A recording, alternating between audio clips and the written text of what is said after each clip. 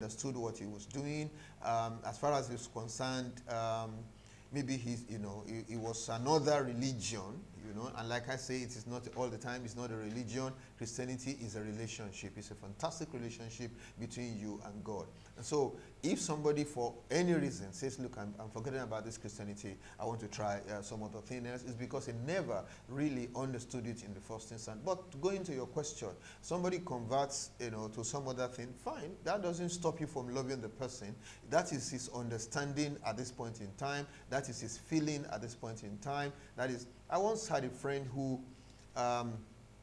life threw quite a lot of curved balls, at him together at the same time. It's very difficult when so many curved balls are coming at you at the same time. And so he began to question, do we have to go to church, and this and that, and all that. I just had to show a lot of understanding at that point in time, and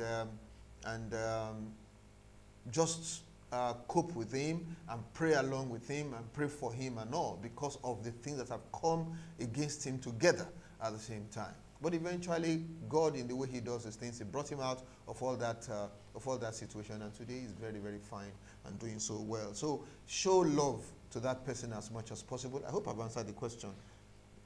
What the attitude of the believer as well as the church. Yeah, we should show love. We should show love to that person as much as possible, and things like that. Yes, I'd like to make a comment there, because you said the church. I've seen some situations where somebody leaves the church and chooses to go to another church, or goes to some of the conventional churches, and some church members are deriding the person.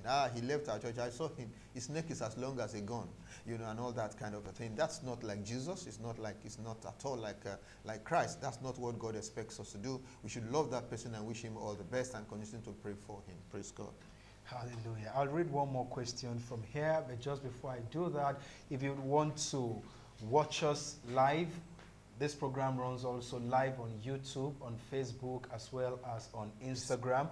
Just search for Pastor Explain This. One of the beauty of this is that you can actually watch a replay of all of these things. You have a question answered and you think somebody needed to hear that answer who was not online tonight, just refer that person to YouTube or to Instagram or Facebook. Search for Pastor Explain This and you will find the saved version of all of these sessions that we have been taking on. The number to call, beg your pardon again, tonight is 080-3377-3377. Okay? Pastor, is this teaching or doctrine of Christ-centeredness not heretical? For example, seeing churches or other Pentecostal pastors as being worldly, because they are not always preaching Christ-centeredness. Well, my attitude to this so-called Christ-centeredness is that it's just a new terminology for something that has always been in the lives of some of us. I think some of my friends who talk about this, they are, the way we human beings are. We like to create, new things.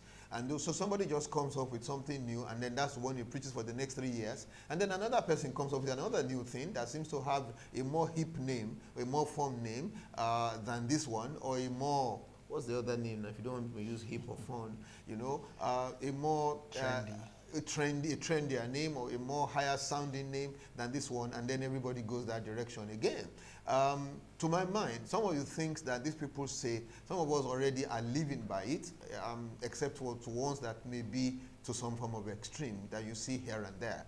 But you see, to answer this particular question, I find out that it's not only these people. From time to time, when some people seem to have found what they consider to be of higher quality than what was previously existing, there is a way we look down upon the ones who, we look at them as if they have not yet come up higher. They have not yet attained, onto where we are. I think it's something that happens a lot. When we were younger, we call this lesson about revelation knowledge, okay, as against sense knowledge. Certainly, no doubt about the fact that revelation knowledge is it. That's what God will want us to have. That's what Peter had. That's what Paul prayed for. okay, in the book of Ephesians. And so it's something big, something fantastic. Still, even though it's right, it's correct, it's the right thing to do, we still had a way of looking down upon the people who had not yet caught that message. And so when we found somebody who had not caught that, we call them Escarians. SK for sense knowledge. It is an Escarian. You know, yeah, it's a way of deriding and looking down upon them. And so whenever it is that something seems to be